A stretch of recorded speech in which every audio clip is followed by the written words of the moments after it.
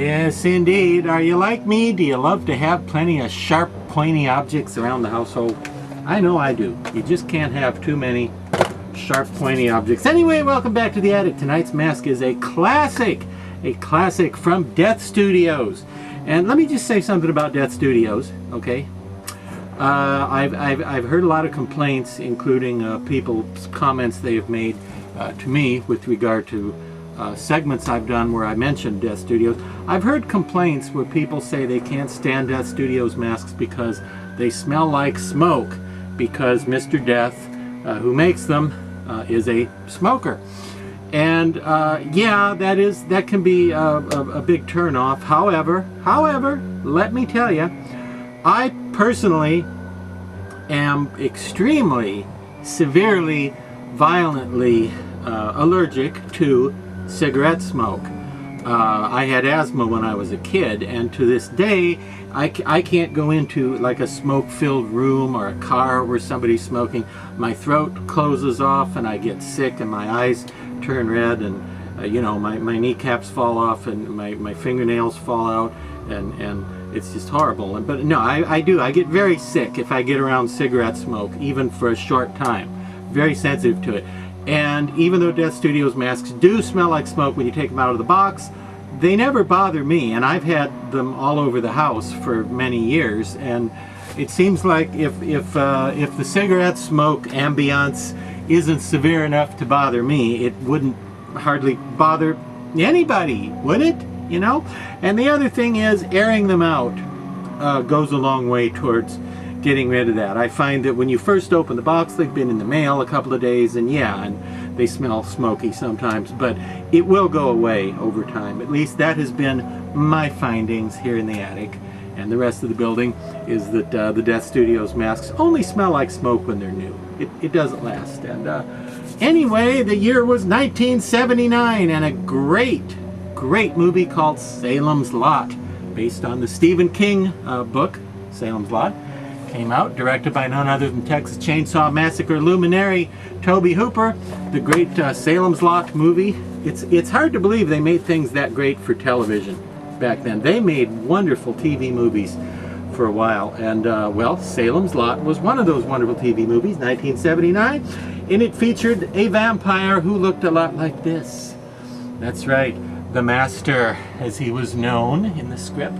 The Master was Mr. Barlow.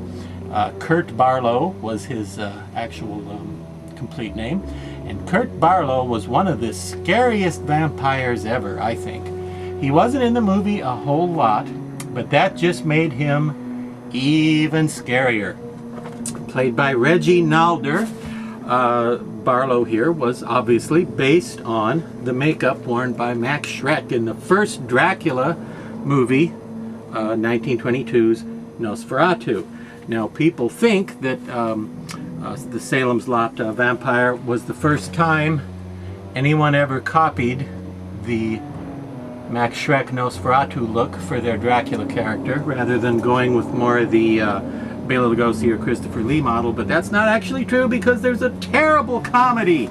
I mean, terrible. A really painfully unfunny, self-conscious attempt at failed camp from 1974 called Son of Dracula. Now, once again, that's not the 1940s Son of Dracula from 43, which had Lon Chaney Jr. and is actually a pretty good movie.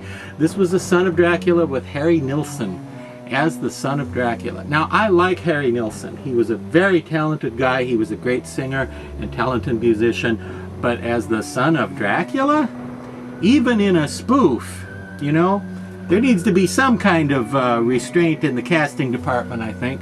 In fact, historically, I don't think there was another incident of such bad casting as making Harry Nilsson the Son of Dracula until somebody got the bright idea to have Rosie O'Donnell play Betty Rubble. That was the next time it was that bad in the miscasting. But anyway, Son of Dracula had a Nosferatu-looking Dracula, the bald head, the big pointy ears, the big teeth, rather than the Lugosi or the Christopher Lee version, which were the more common Dracula iconic characterizations. Now, this thing sculpted by the amazingly talented John Smith, a great guy who doesn't get as much love as he deserves, I think, because wow, some of the sculptures he's done for the mask world over the years are just incredible.